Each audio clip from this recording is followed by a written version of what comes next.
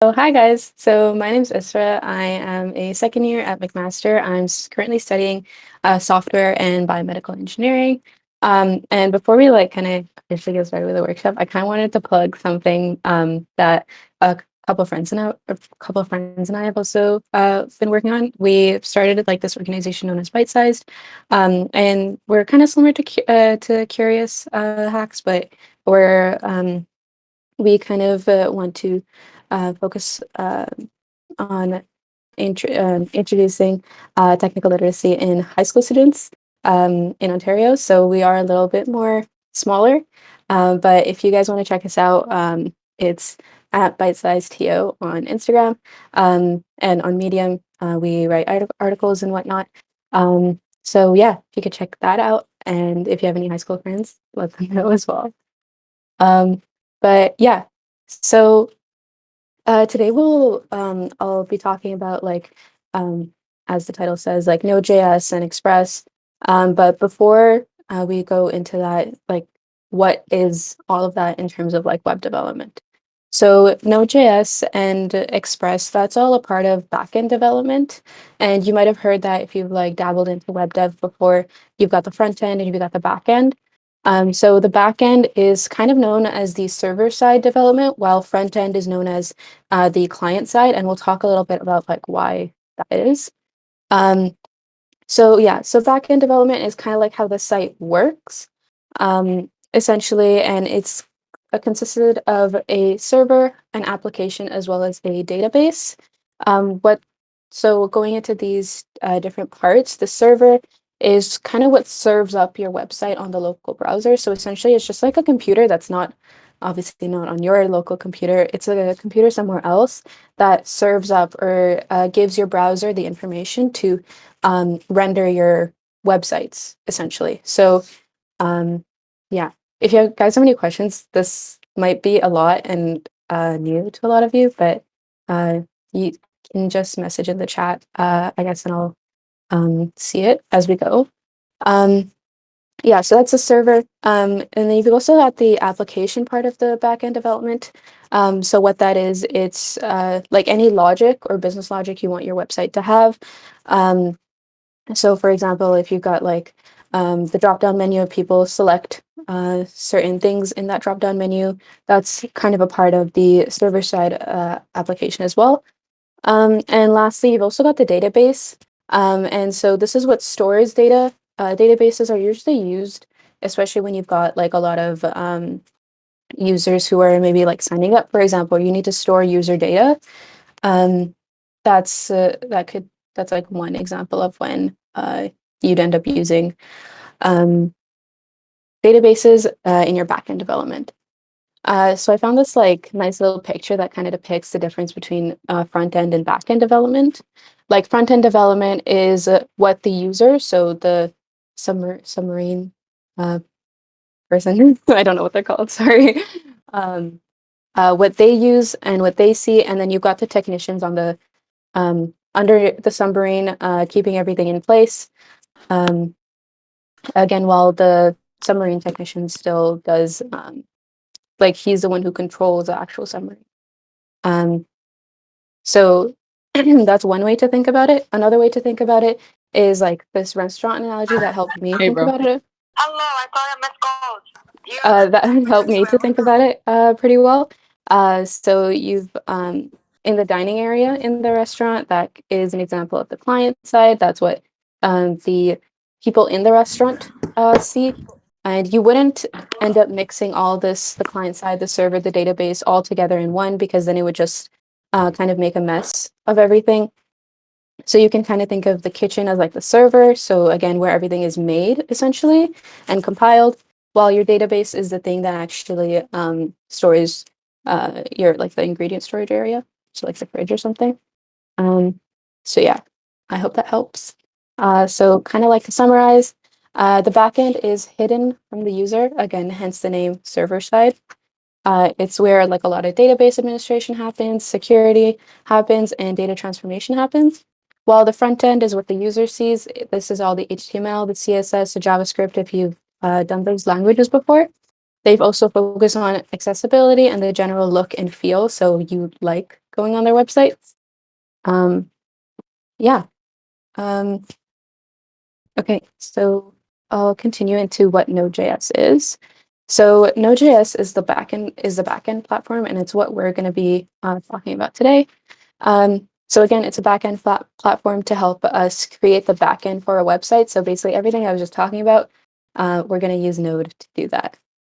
And a lot of different technologies are out there. It's not just Node.js. For example, you've got Django, you've got Flask, there's Ruby on Rails, and those are all based off different languages. So for example, Node.js, it's based off of JavaScript. And because I'm assuming some of you have dabbled into JavaScript, that's um, uh, probably one of the best technologies to learn right now, especially if you're a little comfortable with JavaScript.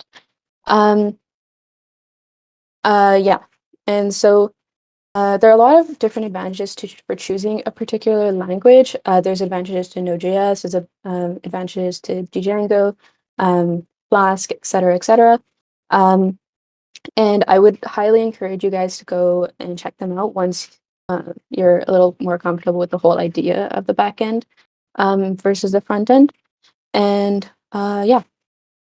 And so going into Expressjs, Express is the framework that we'll be using. I'll kind of give a better definition of what framework is later on, but essentially what a framework is, it just makes our writing our code much easier. It allows us to write less code, first of all, which is a major plus. Um, as well as it just gives us more features that we can use to, again, even further level up our web applications. Yeah.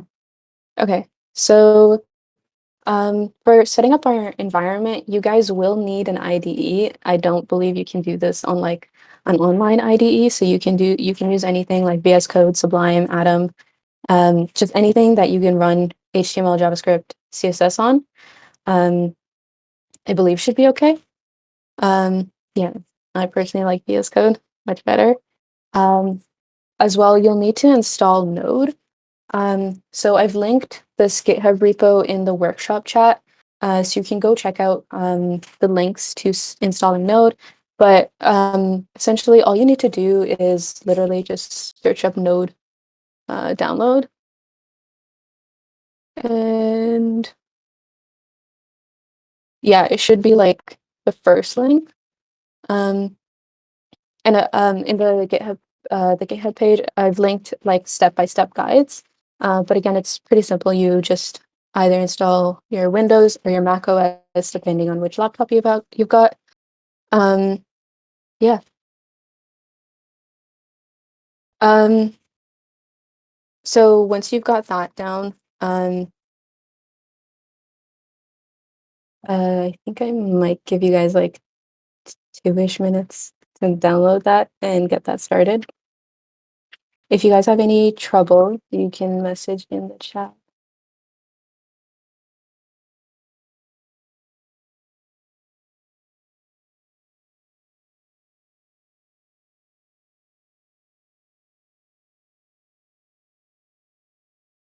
But after you've got that like all downloaded, I would also recommend installing something known as Nodemon. Um, we'll talk about why you use it later on, but it would be helpful if you do download it.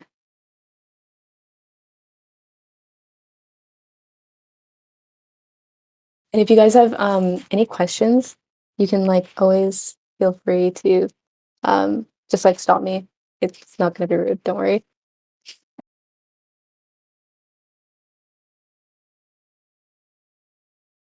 I get some confirmation that you guys are okay with the installation.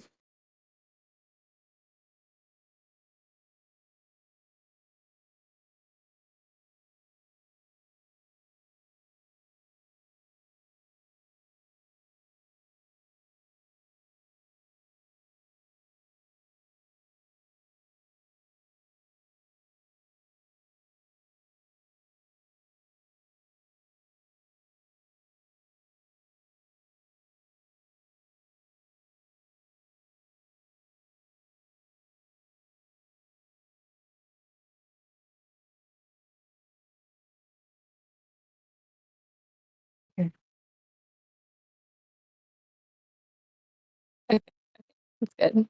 So I'm hoping that majority of people are done. Um, okay, sounds good. Perfect. Okay, um,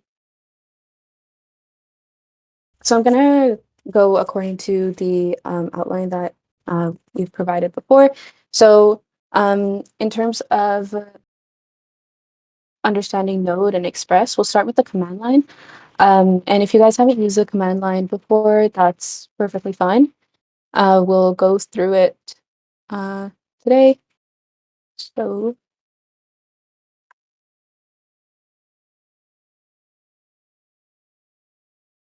if you're on a Mac, it's just the terminal. And I believe if you're on a Windows, it would be your command prompt. I'm not too sure. Uh, so yeah, so now that everybody's, or I'm guessing majority of people are done installing, we'll go on to the terminal or the command prompt, depending on, again, what laptop you're on. And then I'm just going to cd onto my desktop. Okay, sorry, I guess I should preface this first. If you haven't used the command prompt before or the terminal, all it is, it's you're talking directly to your computer or your laptop. And it's very, very useful, especially when you're doing web development or like any kind of development, in my opinion. Yeah, so what CD means is that CD literally means change directory. And so you've got basically you've got folders and files, which is the names that we're used to. But on the terminal or command prompt, they're known as directories. So the folder, sorry, is a directory, and files are just files. So I'm gonna change directory into my desktop. And so now I'm in my desktop folder, which is the desktop of my laptop.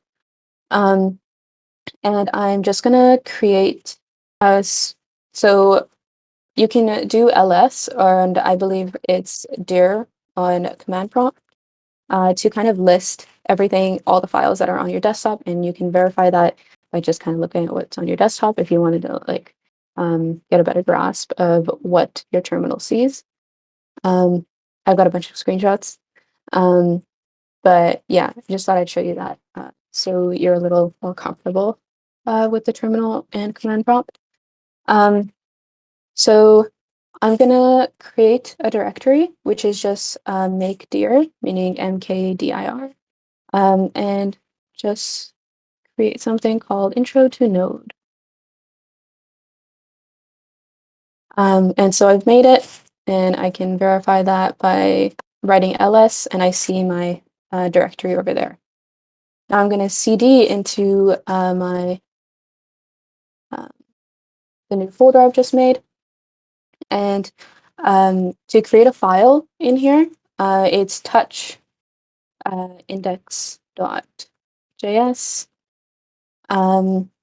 Again, you can verify that I've created that file.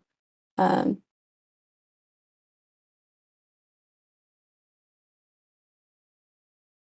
um, you might, if you're on a, sorry, Alex, if you're on a Windows, you might need to use dir, dir. Yeah. Okay, so so again, we've got that, and so I'm going to, you can write node index .js if you've created it, and if you have Node installed, you shouldn't get any errors. And yeah, that's kind of the basics of first of all the command line. Then we can kind of learn a little bit more about the native Node modules. There's a bunch of modules that are available on Node, and specifically the ones that are native to Node are on Node.js itself. The other ones that we'll talk about, for example, like Express and ones that we'll install through npm. Again, I'll explain those. Those are also available, but we'll just take a quick look at the native Node module. So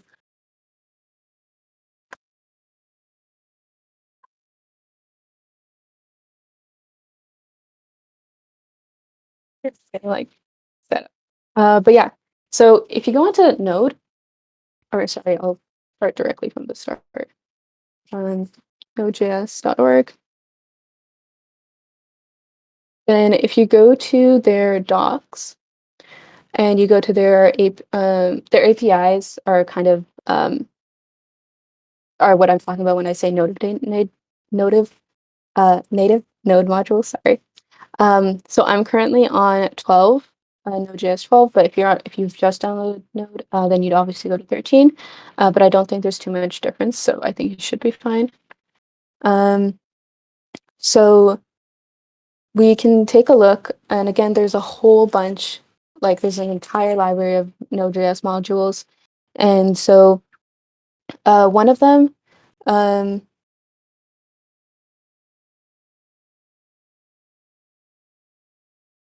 Um, so sorry, the one I was looking for is file system because this one's like pretty easy to understand. Um, so as that opens up, I'm just gonna open up the directory we just made. So yeah, as you can see on the file system API docs that Node has, there's a whole, again, like I said, there's a whole bunch of methods and modules that you can use and can be super, super useful. And so again, one that we'll look at is this copy file sync. And so each of these modules have like their own documentation, but all of them start off with this line of code that says const fs is equal to require fs. And all that means is that, so fs is the native Node module that we're going to be using. And so const, if you haven't used JavaScript before, all const means is literally constant. So you're not able to change this value or anything, which is super useful, especially when you're using Node. So you don't accidentally change what fs is equal to, because it would be a disaster if you did. None of your methods would end up working. But yeah, so I've got my index.js. And so we're going to kind of follow what they've done. So we're going to do const fs is equal to require fs. And now we've kind of got that module on hand, essentially. And you might see this like little error is just like a linting error, meaning I'm not writing the code that VS Code wants me to write, like the way it wants me to write, but we can just ignore that, it'll still work. And so I'm gonna create a new file, just a regular text file. We'll do file1.txt. And so, hello, we can just write anything in here. Hello, my name is Isra. And so using this, we can copy what we've seen in their documentation. One thing I recommend always when you're learning some new technology, you should always look at their documentation, because more often than not, they'll always have like a beginner's guide on how to use it, and those can be very useful at times. So yeah, sorry, back to the node. So again, kind of following what they've got here. So the first parameter that they've got in the copy file sync is their we've got the source text. So our source text, I'm gonna do file1.txt, which is why I just made it. So I've got file1.txt, and I want to copy what I've got in file1.txt into file2. I don't know, just because. File2.txt. And so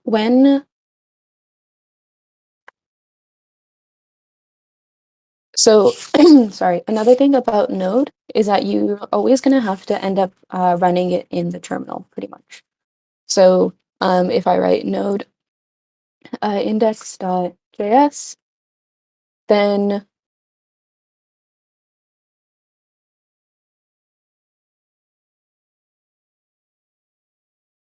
okay, this was working before. Oh, I know why. I did not save it.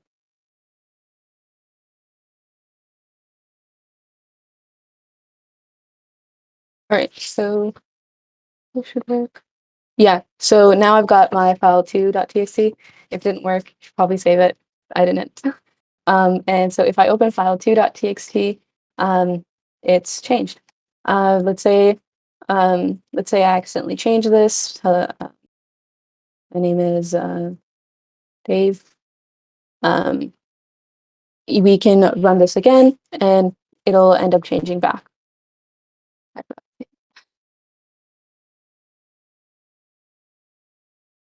Yeah, and so it changes back automatically. And so basically what the point of this whole thing was is that I was just trying to show you that there are so many useful native Node modules. Even if you don't use a framework, it still could be very helpful. But us using a framework will just end up leveling up our data. Yeah. Okay. I don't believe anyone's got any questions, so I'm gonna continue. So kind of, again, to summarize what we just talked about so far, we're able to use Node.js to write JavaScript code and execute it to affect our actual computer. So remember how I was saying, like, the backend is connected to our computer. So kind of like the backend is built on our computer here. So yeah, I don't know if that made a lot of sense, but Node.js is just helping us to write JavaScript code to that'll end up affecting our actual laptop. Remember how we just created that file, and I didn't even have to manually create my file, is what I'm trying to get at.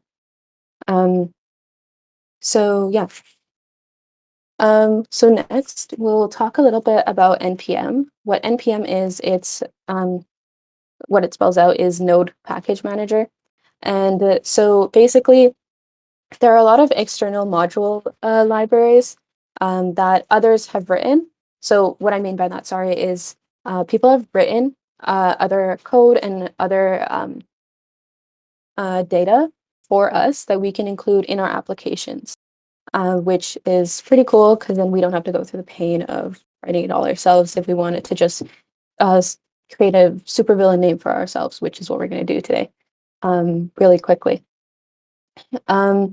So it helps us to incorporate other people's code into our project. So one example of how to wrap your head around Node package manager or NPM is, so for example, if you're building a house and you want to add some trees in your backyard, for example, or wherever, and you know where to put it, you know how to do it, but you know it'll take a lot of work. So why not just hire someone else to do it, especially if you can do it for free? That is what Node is. They are the ones that are going to be installing our trees. And so modules range from like super useful modules that you can incorporate in so many different applications that you might be building, hopefully, to formatting, for example, taking user input and making everything lowercase or uppercase, depending on what you need, and to even like funnier ones, for example, like the one we're going to be using, the supervillain one. And so these are all super quick and easy to use. And so I will go through kind of creating our supervillain name, and hopefully that gives you a better idea of how to use NPM. So if you go to npmjs.com, again, this takes our JavaScript level to like a whole other level. And yeah, so we're going to be, like I said, we're going to be using the supervillain package. So it's going to be the one right here. And so I'm going to quickly delete these two because we do not need them anymore.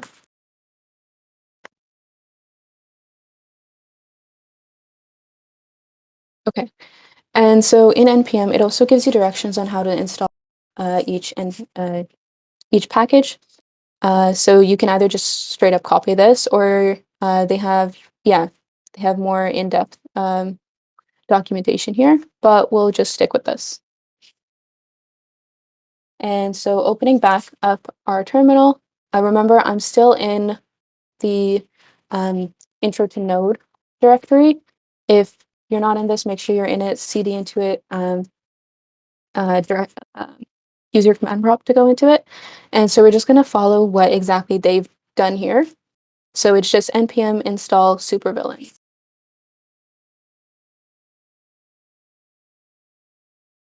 And so that's gonna, so that's gonna install. And so now we're able to use this.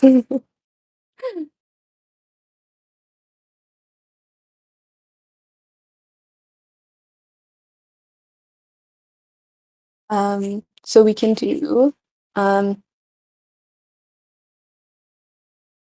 I'm so sorry, I forgot to, so basically we're supposed to initialize npm in our project. And so how you would do that is just npm init, and there's going to be like a quick little setup here. So you've got you've got a couple options to either input stuff, or you can just kind of leave everything to default. That's what I usually do. I don't believe it makes too huge of a difference, especially if we're building our, yeah, that's also another option that we could use. Someone said npm init -y.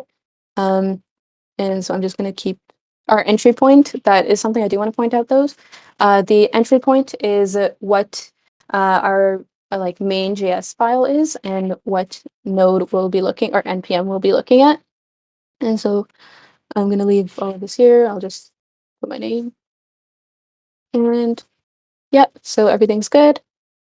And so now we've got npm installed on our project. And so if you've noticed, we've gotten this package.json file here. And what JSON files are, they're just pieces of data of our like about our application that will be needed to run and use our npm packages. So again, we'll just install that npm package that I was talking about before. And yeah, so it'll take, yeah, okay. So now that we've run it, we notice that it's created another package lock JSON file. That's as a result of you adding npm packages in it. But we've also got this dependencies. What this means is that our app is now dependent on this module, and they're at current version 3.0. And so that's kind of how npm will run. As you install packages, it'll your app will end up becoming dependent on these packages, and it'll also specify like which version and whatnot. And it also creates this node modules folder. And so we've got our supervillains one right here. So yeah, let's actually create a supervillain name for ourselves. So we can just create our constant again. So we've got our supervillain, or probably should say var, since this might change. Supervillain is equal to, and again, they've got the usage documentation. So I'm just gonna, you can just copy paste it. So again, we're requiring the module supervillains, and how to use it, it's literally just supervillains.random. So we'll do supervillain name is equal to supervillains dot random. And this is what will end up generating that random supervillain module for us, or sorry, name for us. And so we'll just console.log that. If you're not familiar with JavaScript, console.log is the same thing as a print statement. Supervillain name. And so we'll save that. Now, when we run our node index.js, it ends up creating a bunch of supervillain names for us. And you can continue to create them, find a supervillain name for yourself. But yeah, and here are supervillain names. I'm curious to see what you guys got. Yeah. Okay. So that's NPM and a mini tutorial on how to use NPM. And again, as I said, there's a whole bunch of modules on here. There's over hundreds of thousands of modules, so you can literally just window shop on NPM and see if you'd ever want to use any of their existing modules. So yeah. Okay. So now I'll kind of talk about Expressjs, which is something I've continued to mention, but I haven't really got to it yet. So Expressjs it's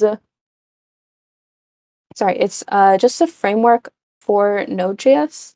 Again, as I said, frameworks even though the word might sound a bit scary, and all it is just a bunch of code that somebody else has written, or like a team has written to make our lives easier when dealing with Node. It helps us to cut down on the amount of code we need to write, and it helps us to add cool features. And as I've said 1,000 times, it helps us to level up our web applications. And so if you've ever used jQuery, it's a similar idea to that, where you would bind jQuery in JavaScript, and this helps us to for example, in jQuery, we've got a bunch of new features that we can now use because we've started using that as a framework tied to JavaScript.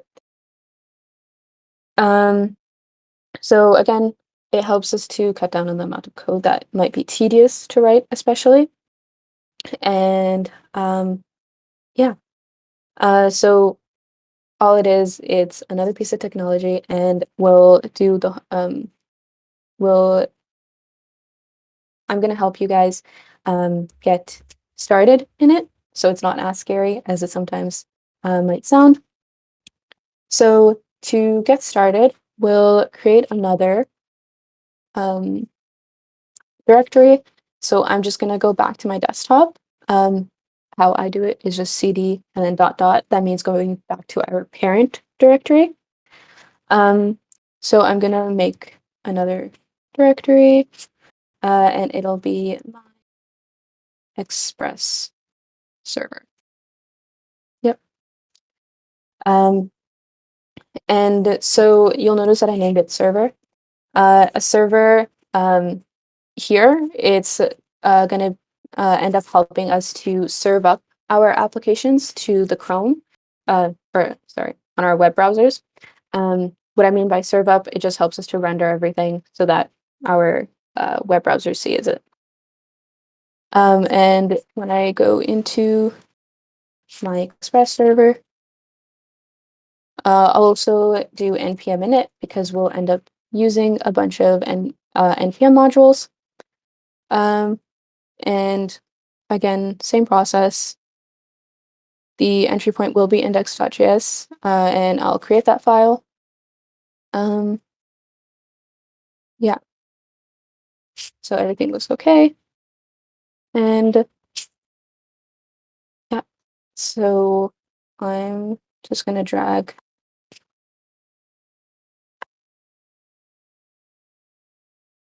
Yeah.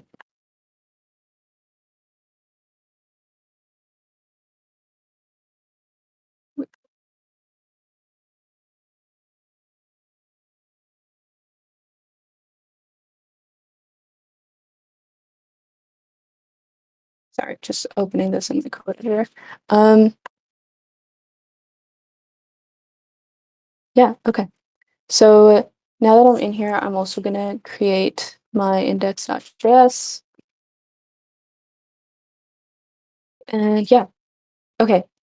So what we're gonna do now is we're gonna actually install Express. And so how we're gonna do it, um, again, as I said, and as I'll always say, you should always check out the documentation whenever you're getting started with something. They always have a getting started module. And so we've done this, we've made our app, we've cd into our app, and we've ran npm in it. And so now we'll just end up doing npm install express. And so you'll notice that you've got the dash dash save here. So this is something that older versions of npm, like way back npm version 5, would need to have used. What the dash dash save does, it just adds it to your dependencies, but as we've seen, npm install will just automatically add it.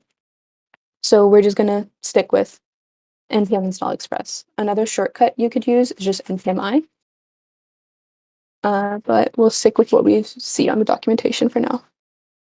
So I'm just doing npm install express, and express is something that's super popular, especially for Node.js.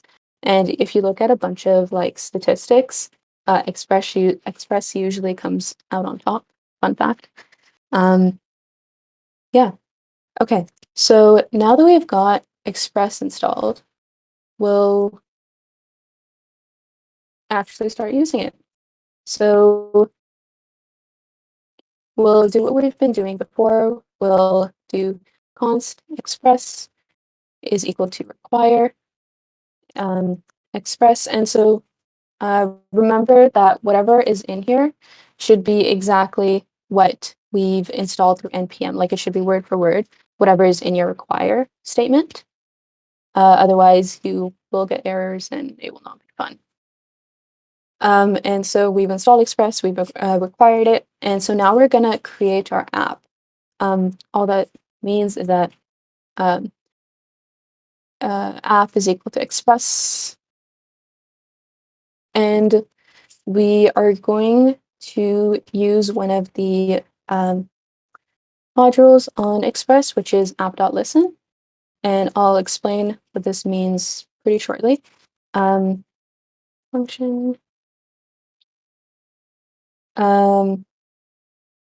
And if you haven't used JavaScript before, this is essentially what's known as a callback function. So once this runs, this function will end up running. And so we're just going to do console.log.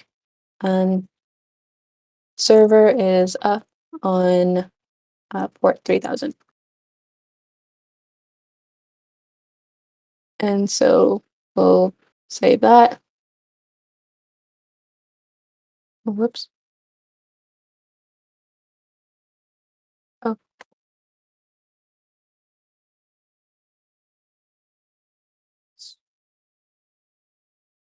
sorry.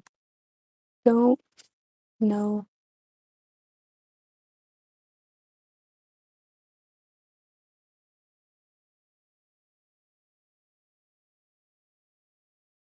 Oh, yes.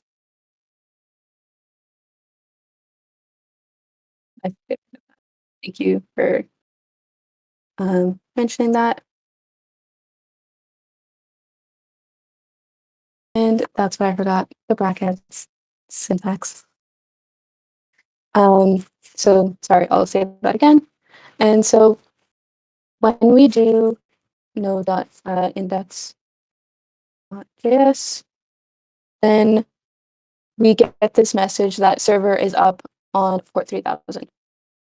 And so basically what ports are, they're kind of like, think of it like the radio, essentially. But on your laptop or computer, when you turn on the radio, you dial the numbers to turn on a different channel. That's kind of what we're doing here. We're listening on a different channel or a different port, depending on the number we're looking at. And our radio station is known as localhost. Again, we'll also go into this in a moment. And so yeah, so this is the very bare bones of our app. and we'll continue to build on this. So the next thing I'll talk about is the GET requests. And so there are a lot of like important features that come with the back end of websites, and one of them being the GET and the POST requests. And so there are a bunch of other different requests that the website can make. And I won't go into them right now because it's a lot. But I would highly recommend you guys, again, once you're a little bit more comfortable with Node.js and Express, to go ahead and look at those and see how you can implement them in your future applications. And so what I mean by the GET request, for example, so if we run the localhost that I was talking about, localhost 3000, again, we're running it on port 3000, which is why I'm adding the 3000. In our localhost, it cannot get because we haven't added a GET request. Again, we'll do that. So yeah, and you'll also notice that we've also got this like slash here. What this means is that they're trying to get the home or the root of our website. So a lot of times, for example, if you go onto google.com or whatever website you want to think of, our browser will end up sending a GET request to the Google servers for the location that we've specified. So when we just type in www.google.com, that's their root directory or their home directory, right? You can add the / to further show that. And so when the servers see this request, it'll end up sending our browser a response to that. And that response includes the HTML, the CSS, and the JavaScript, basically all the front end that it needs to render Google, essentially. So what we can do, we can add a GET request, or a GET method. So we can do app.get.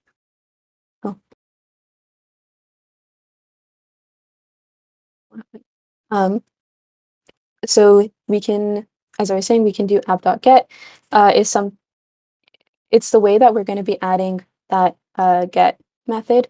So get is something that Express has added. So that's, again, one of the reasons why I was saying that Express adds a bunch of cool features that we can then use to level up our web applications. Yeah. And so the first parameter in the app.get will end up being the address that we're going to be looking at. So we're going to be looking at the home directory. And as I've mentioned, that slash is our directory, the home directory. So I'm going to add that. And the second will be a callback function. So essentially what will end up happening once we get to the slash or the home directory. So we're going to do function. And so we'll end up having a response and, oh, sorry, it's the other way around. It's a request and response.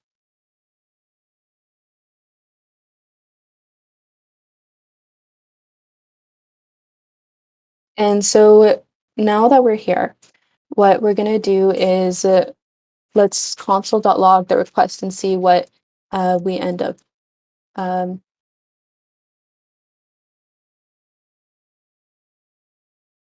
sorry, I think I said request, I meant response. So yeah.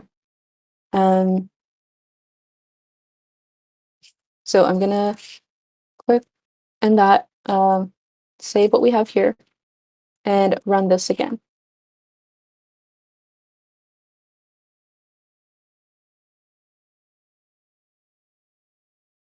Sorry, this is request. So the request is, yeah, and so when we rerun that, we end up getting a whole bunch of information from the browser. And once we start adding features onto this, we'll end up getting even more, pretty much. And this is how we'll end up using a lot of the data that we're getting and giving to the browser. Yeah, so now that we've seen that, let's actually try and not break our application. So uh, so what I mean by not breaking our application is we actually end up sending something to the browser to end up displaying to the user. So we'll do response. So again, this is the response that our website is going, or our server is going to be having to the browser. So we've got response, and you can check this in the, I believe it's the Express documentation, but we are going to end up using something known as send. This literally just means we're going to send something. So we'll say, hello, welcome to the browser, or whatever you want to write. We'll save that. Run node index.js. And if we go back here, then we'll end up seeing hello, welcome, but essentially what we just wrote, right? And so that's how sending and receiving to the browser works. And you don't just have to send text, you can also send like actual HTML code. So we can do, for example, h1 hello world. And if we save this and restart our server, go back to Node.js, and we get our confirmation, then just reload this, and we've got our h1 in our hello world. Yeah, so before I continue, one thing that I asked you guys to install is something called Nodemon. And what Nodemon is, it avoids us having to do this node.index.js each and every time. It'll just end up, Nodemon will end up restarting our server every time that we save our changes on our IDE. So I'm just gonna run Nodemon index.js, so saves me a bit of time and energy. And as you can see, Nodemon started node index.js, and we got our server running, and we still see what we were seeing before. So Nodemon can be a really helpful tool. So yeah, to kind of summarize that section of what we were talking about. So when someone opens our app, they're taken to the home root, and which is the /, and what we'll end up sending back is from our get function via a response. And so next, we'll talk a little bit about routing. What routing means is whenever you open an application and you go to these different tabs on the application, for example, you might see that the URL changes to dash something something. So that's essentially what routing is. So for example, if we want to create a contact page and we want something to show up when we've got our contact, yes, you can do that. It's a very helpful tool. But yeah,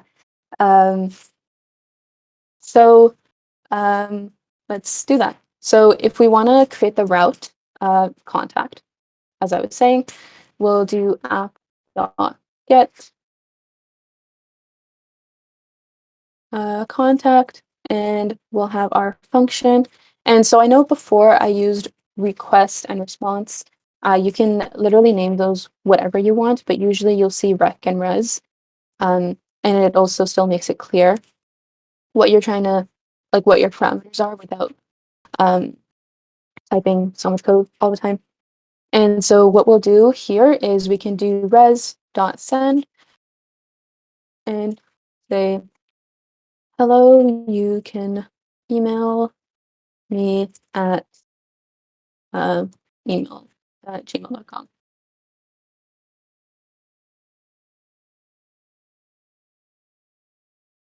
And so again, as I was saying, once I save this on here, my Nodemon restarts Node.js by itself. I don't have to do anything. And so again, on our home directory, or our home root, I should say, we still have our hello world because of what we have here. This backslash means the home root. And if we go to the slash contact, which is the route that I just specified, or just created, sorry, we can do slash contact, and we've got the words that I just said. And yeah, and so routing is super helpful in so many different situations. And once we start creating the app that we're going to be creating, it's the calculator app, we'll see exactly how we can use it a little bit more in depth. But I hope that gives you a better understanding of how routing works. Yeah. Again, you can create a bunch of other routes if you want. You can do about um, your hobbies, whatever you'd like. It's up to you. But yeah.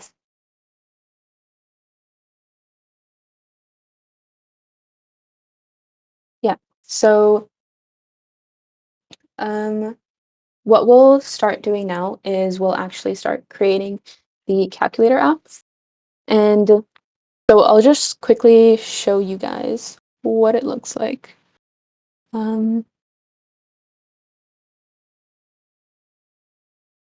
Once we run it. So I'm gonna stop this thing and I'm gonna go back, cd calculator, oops. And okay, if I do Nodemon calculator, Node.js. And so we've got my port listening on port 3000. And so all it is, so we are only just going to be adding these two numbers, but I do encourage you guys after this, adding more features and having the user choose what they want to do with the calculator. That would be a really cool idea. So let's just do 3 plus 3, and your result is 6. And so you'll notice that a lot of this, like none of the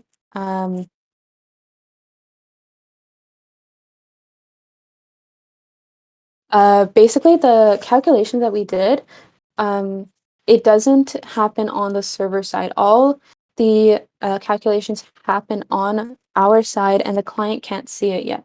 So again, that's a point I guess I'm like trying to drive home.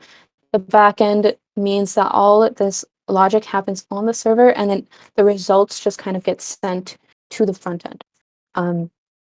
The user doesn't see it. That's the whole point of the server side. Yeah, okay. So we can create our own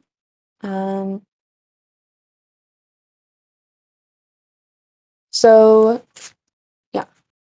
So we'll end up creating our own folder for it. So again, I'm back on my desktop. I'm gonna create my directory. I'm gonna call it calculator again. I'm gonna add the calculator.js, and I'm going to run npm init. Again, that's kind of like the typical oh, I did not cd into my thing, so I'm going to quit this, and I'm going to cd into my calculator, and I'm going to create the calculator.js here. Now I'll run npm init, and so we've got our package name, the version. Again, you can write your name if you, again, would really like to, your license, and so everything looks good. And so we've initialized npm. I'm just going to open it in my IDE real quick. Desktop. Yeah.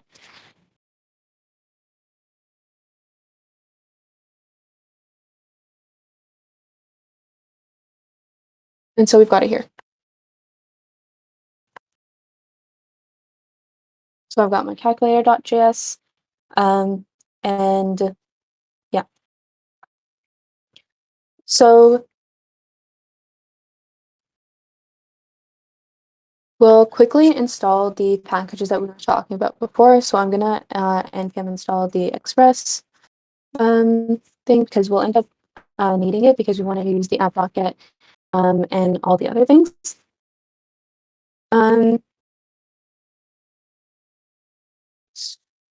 No, download.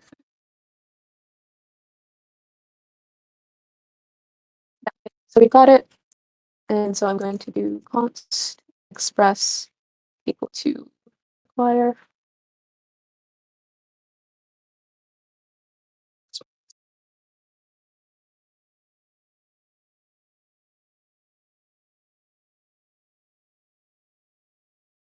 So we'll have our, oops, const app is equal to express.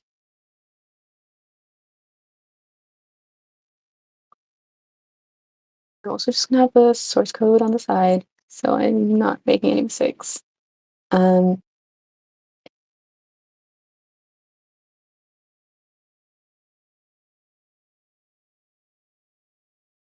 Yeah, so we'll do our app.listen as we were saying before, so we can actually host our application somewhere. Do function. We've got our callback. Console.log. Server is up and running. And our semicolons. Yeah. So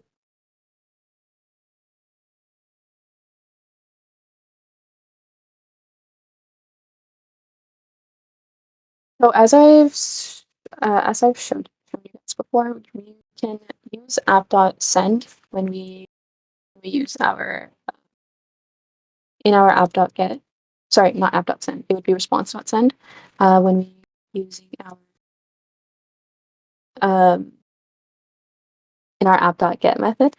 And we can actually also use send file. Again, this is all on the Express docs, which again, I keep on saying, but I'll say it again, that I would encourage you guys to go through if you guys want to check out like more functions that I haven't mentioned here.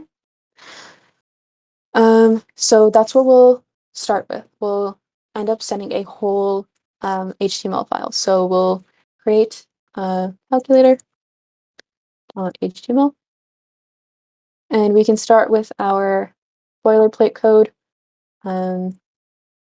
calculator. A lot of IDEs have like the shortcut.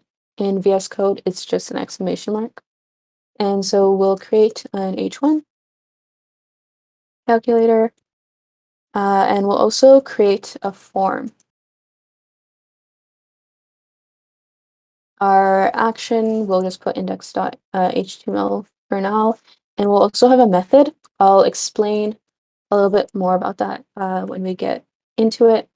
But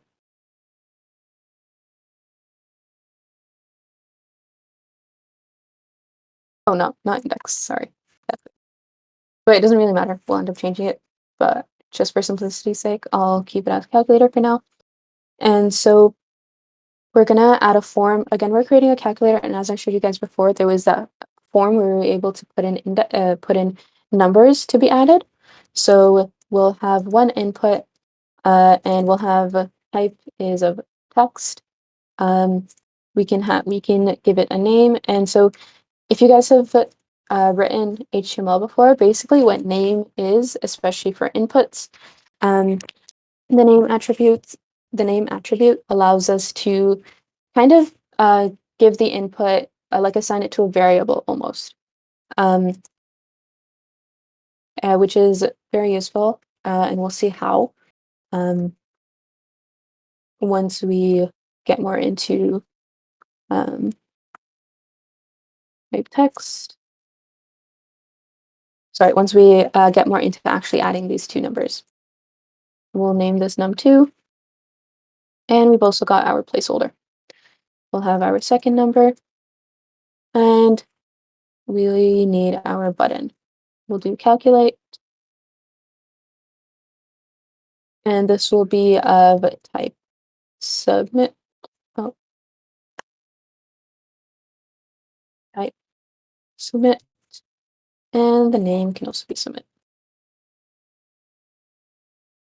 Yeah, so that's the HTML file that we'll want to end up sending out to the server, to the website. And so what we'll end up having to do is res send file, and we can specify, so here we'll end up having to specify something known as dir name plus our slash calculator.js. So what dir name means is, so when we've got our code up and running on the cloud or whatnot, our the dir name is kind of like the directory. So remember how when we were doing change directory and whatnot, you can also do pwd, which is print working directory. That's kind of literally just the file path of where you've been. So usually, especially if you're on Mac, you'll end up seeing like slash users and then your username and then slash desktop or something. I don't remember it off the top of my head, but that's something along the lines of what you'll see. And so this is kind of emulating that, except it'll be the directory of wherever it is on the cloud when you end up deploying this. So yeah, and so we'll see. So that's the dir name, and then adding the slash calculator.js. Again, as I've said so many times, the slash talks about the root of where we're at, basically. So it'll end up going to not JS, I meant HTML. And so it'll end up giving up our calculator.html file. And we can show that right here. So if we go back here and we save what we've got here,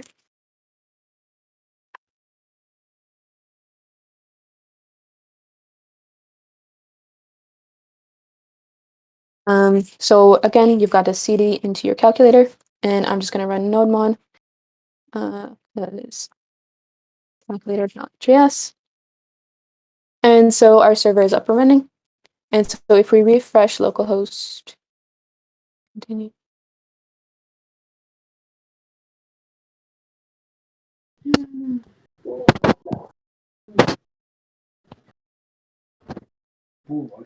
No way.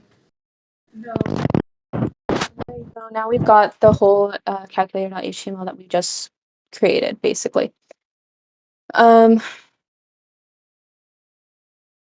Yeah.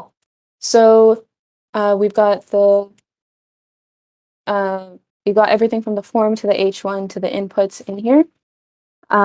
So that you can see already gives us a lot of reason to use Express because it can help us to give information to the browser when needed. So yeah, so we'll continue with this and actually calculate here our numbers. So right now, if we just put in like random numbers 2 and 3, we'll end up giving an error because we can't post to calculator HTML. So what post is, so as I mentioned before, post is kind of what the server, what the website is posting to our server. And so if we look into the tools here and we go to our network,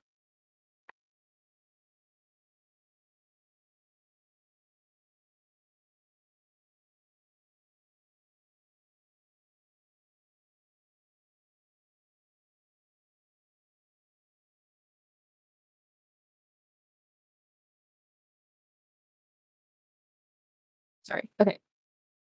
So I forget where you would find it. But basically, we're getting this error because, like I said, we're not able to.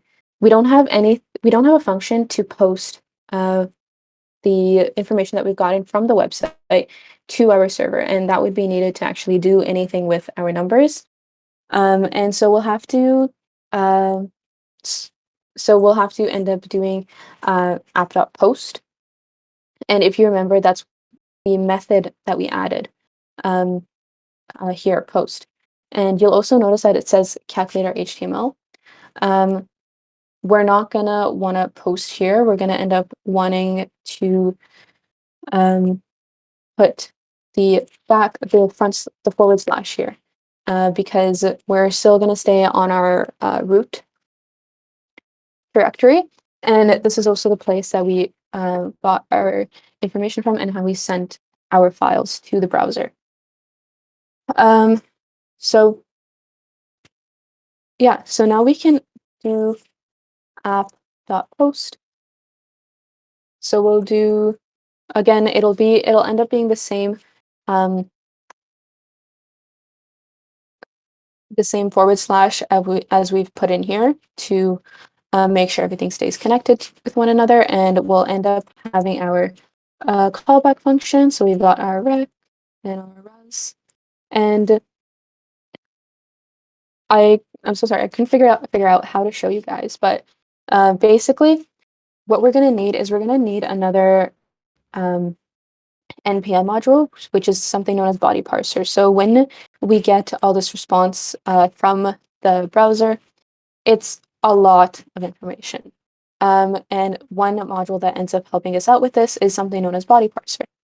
So I'm going to quit this, and I'm going to do npm I body parser, and that'll help us accessing each of the variables that we've got in our form. So remember how I was saying the num1 and the num2 kind of binds the inputs to variable names essentially. So that's what we're going to end up accessing with body parser.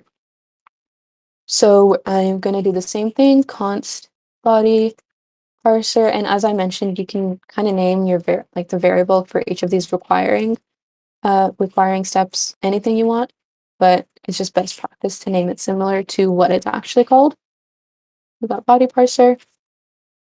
And so to use body parser, we're gonna end up needing this piece of code. It's app.use body parser. So that's just telling the app that we're gonna end up using this module here, right? And so there are a couple different modes to body parser. So the one we're going to be using is something known as URL encoded, and this helps us to access our HTML files and the variable that they send back, essentially. And just as documentation, we're going to end up needing this extended true to help it to work. So we're going to use app.post here. And so, as I said, these are the variables that these inputs will end up being passed down to, essentially. So that's exactly what we're going to access. So we're going to do var, var num1. So var in JavaScript is just literally just any variable. So we're going to do rec. So this is the request that we're getting back from that we're requesting from the HTML files and the input that it was given. So we're going to do rec dot body dot num1. So as I said, rec kind of is just referring to the information that we're getting back from the browser. The body again helps to parse all that data, and hence why we ended up having to do app.use body parser. And num1 is for actually I'll show you what rec.body shows, and then that might help give a better idea to what I'm referring to. We'll do rec.body.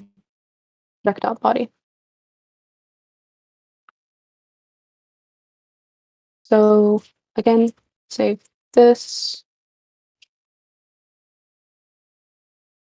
Oops.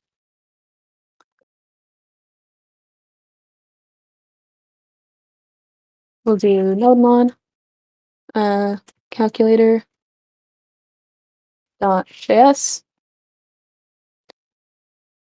And so I'm gonna run localhost again. And I'm gonna do 2 and 3.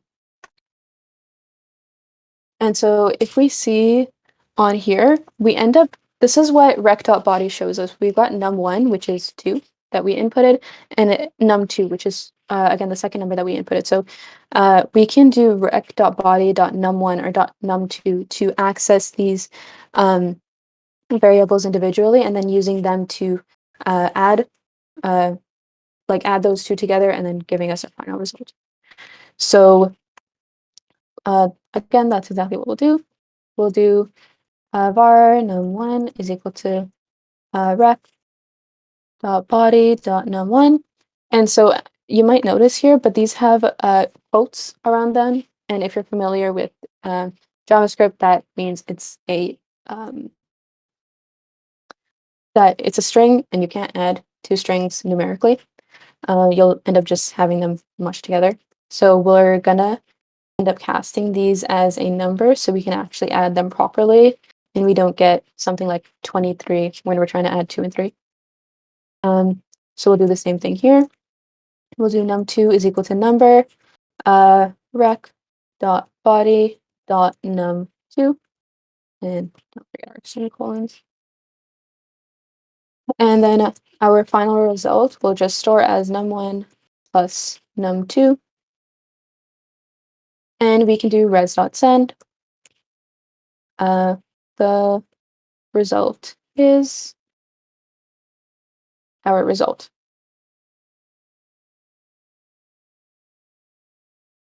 And so I'm gonna close that, save this, and we'll go back.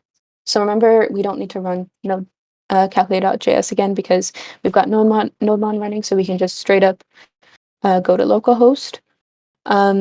So again, let's just do our 2 and 3, and our result is 5. So we did all of this without showing the user what we're doing. The user can't see any of this JavaScript code. So view page source, you'll only end up seeing the HTML that's involved. You won't end up seeing any of the JavaScript, any of the CSS we didn't add any CSS, but it's nothing that the user can see. So that helps us create like super fast websites because all the calculation and all the logic is done on the servers. Yeah.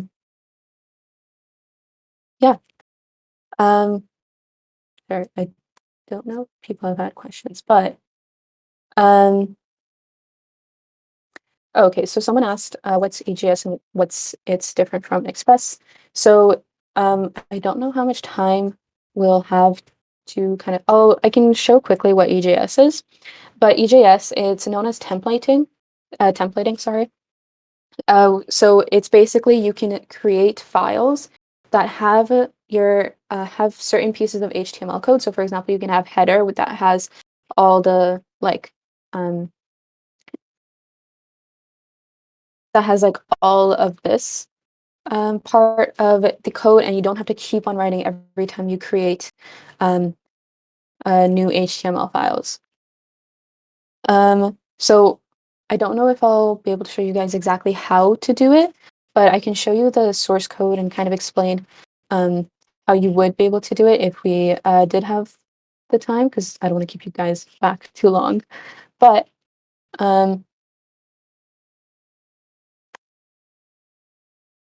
if we see here, so, and you guys can check this out. I've linked the repo in the chat. So you can use something app.set, view engine, and EJS. So this kind of shows that we're using. So first you would need to do npm I EJS, I believe. And after this, you can use EJS by doing app.set, view engine, EJS. And how EJS works is you'll end up needing this views folder. And with this views folder, you can put here your header.ejs. You can have your footer, which would just be the end of the boilerplate information, and you can have whatever other part of the code you want in there. Going back to this, so you can do so this is EJS EJS syntax, where you've got your angle brackets, your percentage signs, include header. What this means is that we're including all that code that was in our header.ejs in here without actually having to write it. So you don't have to write doc HTML every single time you create this new you create your new HTML files. So I can run this properly to maybe give you guys a better idea of how it works. So I'm gonna stop this cd.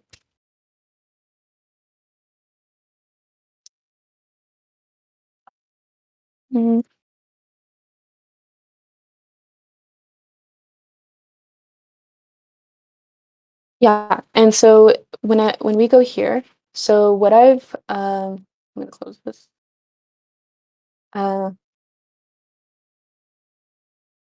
So here, how I've done it here, when I've added another route /about, and we could do res.render, meaning when we're getting a GET request for the /about section, we'll end up rendering our about.ejs page.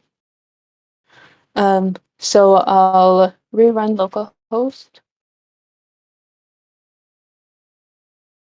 So it's the exact same map that we were looking at before. And if we go on the about, you've got all this. Let me open this properly, sorry. Like you've got all this, the HTML, the CSS that's already been established in this header .ejs, but we're also able to see it in the about EJS because of the fact that we were able to include it in our about.ejs. Yeah, so some stuff that I wasn't able to talk about a whole lot is I did want to kind of help you guys implement, or like give you this task kind of to implement a BMI calculator. It would just be kind of you would use the routing skills that I was talking about to do /BMI calculator, and then you'd be able to res.send file your BMI calculator.html, and then kind of parse the data and calculate the BMI of whatever was inputted. So I'm just going to leave that to you guys to check out, and you guys can double check the repo that I've included, and you can always message me on Discord if you need any help regarding it. Yeah, I believe that's the end of it. So to kind of recap everything that we've talked about. We talked about a lot. It was a lot, this workshop. We've gone through Node, how you would use it, how it helps our applications. We've gone through Express, how that pairs so well with Node, and how you can use NPM, and basically those three are kind of like the holy grail, I would say, for web development, especially with the backend side. It helps you to create super amazing apps, and there's a lot you can do with these three different technologies. And hint, hint, it looks really good on a resume. Um, so yeah, sorry. So I did talk a little quickly about the EJS. If you do want to learn more, I absolutely don't mind getting on a call and explaining a little bit more further, if you want to learn more about it. And or I can send you resources, whatnot, or you can also check out the repo to get a better understanding of it. But yeah, I think I'll end it here because again, I don't want to keep you guys too in case anyone's in different time zones and whatnot. But I hope you guys enjoy it. If you guys have any questions whatsoever, you can let me know.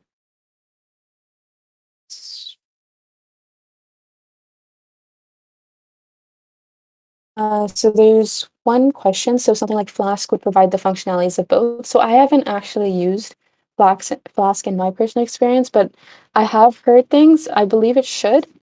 Yeah, so my answer is I believe it should. I haven't used it, so I don't want to give the wrong answer. I would recommend looking up its documentation. Looking at documentation when using new technologies is so important. I cannot stress that enough. Yeah.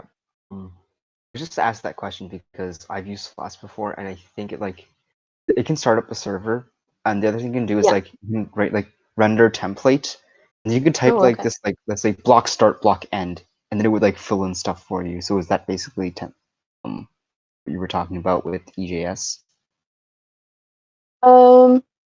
It sounds similar with EJS.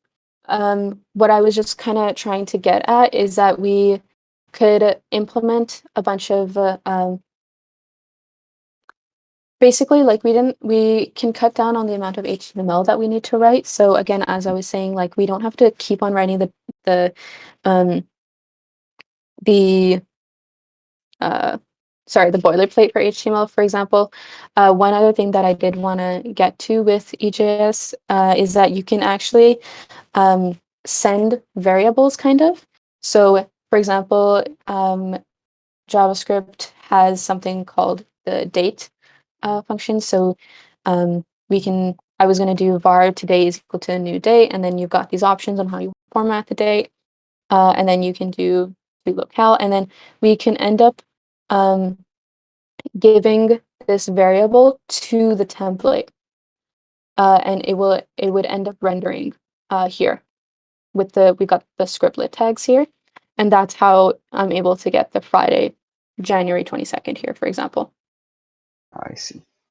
Yeah, so Thanks. kind of to summarize what I just said, so you can cut down on the amount of HTML that you need to write as well. You can run JavaScript directly in HTML if need be. We do try and keep HTML, CSS, and JavaScript separate, but it is an advantage if that is if you need to do that. And you can also pass in variables if you need to. So, for example, date is one of the super easy and useful ones that people usually do. And I had another thing I was wondering about. How would Node compare to things like React Router? React? Because React, it's more of a front end framework, but it also can serve some back end uses. They're just wondering how So I'm still learning React, but React, I believe, is more so a front end framework where you're able to create a lot of reusable and scalable UI components. I know that Curious I had a workshop on it, so it might be cool to check that recording out. But Node.js is specifically for the backend. React, I don't know how much it works with the backend, but I do believe it is more for the front end. Node has the advantage of dealing with Node plus Express, sorry, has the advantage of dealing with the GET requests, the POST requests, and essentially all those HTTP requests. Yeah, I hope that answered your question. Thank you.